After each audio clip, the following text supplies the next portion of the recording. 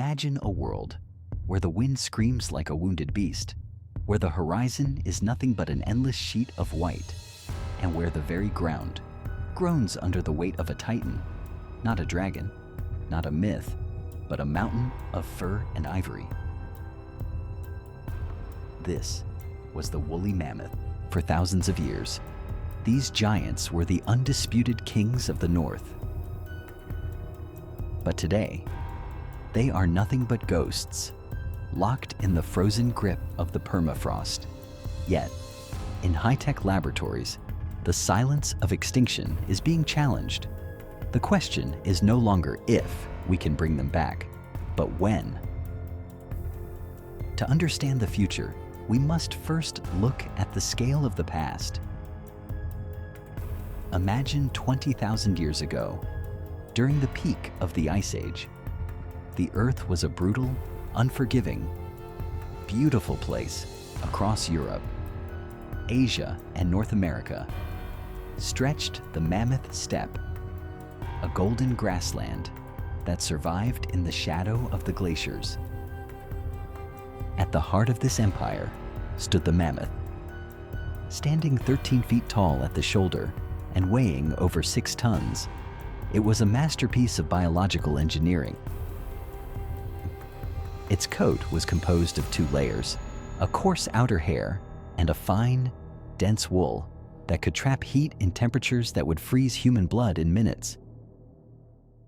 But its most terrifying feature was its tusks. These weren't just for show. They were massive, curved blades of ivory, reaching lengths of 15 feet. The mammoth used them like giant snowplows, clearing the frozen ground to reach the grass beneath. It didn't just survive the winter, it conquered it for centuries. We only knew the mammoth through bone and legend.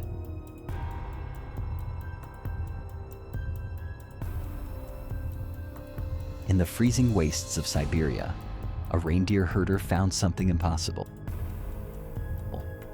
A baby mammoth, so perfectly preserved, it looked like it had fallen asleep only hours ago. Her name was Lyuba.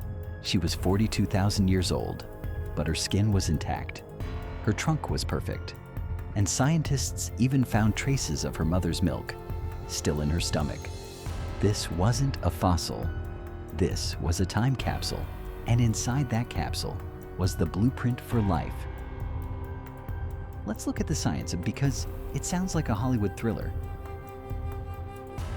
Inside those frozen cells lies the DNA of a titan. For years, teams of international geneticists have been mapping the mammoth genome, comparing it to its closest living relative, the Asian elephant. They share 99.6% of the same genetic code, but that 0.4% is where the magic happens. That tiny fraction of DNA holds the secrets to the thick hair, the small ears, and the specialized blood that allowed the mammoth to survive the sub-zero world. With a tool called CRISPR, scientists are now acting as biological editors, cutting and pasting mammoth traits into elephant cells. This is not exactly cloning, it is a resurrection through engineering. They are creating a hybrid, a functional mammoth, an animal that looks, walks, and breathes like the ancient king, but born in a modern world, a world that might desperately need it. You might ask, why spend millions to bring back a dead animal? Is it just for the spectacle? No, the reason is far more critical. It's about saving our own future. The Mammoth Steppe was one of the most productive ecosystems on Earth, and the mammoth was its architect. By trampling the snow and knocking down trees, the mammoths acted as a natural cooling system for the planet. They kept the ground compact, allowing the deep freeze of the air to reach the permafrost. Without them, the Arctic is melting, releasing billions of tons of methane, a gas that could accelerate climate change to a point of no return. The return of the mammoth isn't just a scientific flex, it is a restoration project. By reintroducing these giants to Siberia, we could turn the melting tundra back into a thriving grassland, using the ancient power of the Titan to shield the Earth from its own heat. But with great power comes a terrifying ethical weight. Imagine the first mammoth born in 4 millennia. Who will be its mother? Who will lead the herd? Mammoths were highly social, highly intelligent creatures led by wise matriarchs who carried the knowledge of the landscape. If we create a single mammoth, are we creating a miracle or a lonely, confused, biological prisoner? Some argue that we should focus on the species we are losing now instead of playing God with those we lost long ago.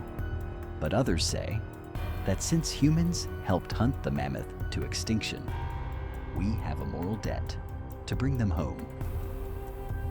The labs are working, the funding is flowing, and the technology is accelerating. We are standing on the edge of a new era, an era where extinction is no longer permanent, where the boundaries between the past and the present are beginning to blur. If you go to the Arctic today, you can hear the silence of the ice. But in our lifetime, that silence might be broken by a sound the Earth hasn't heard since the dawn of human civilization.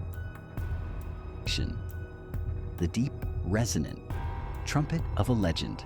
The mammoth is a reminder that our world is constantly changing and that the monsters of our past might hold the keys to our survival. We are no longer just observers of evolution. We are the architects. Will we see a herd of mammoths grazing on the Siberian plains before the decade is over?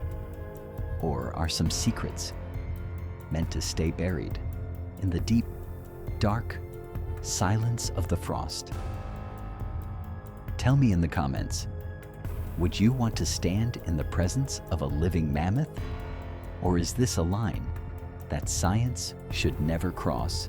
The ice is melting, and the king is waking up. If you feel the pulse of the prehistoric world and want to explore more of Earth's lost giants with us, consider subscribing. Together, we will keep the legends alive.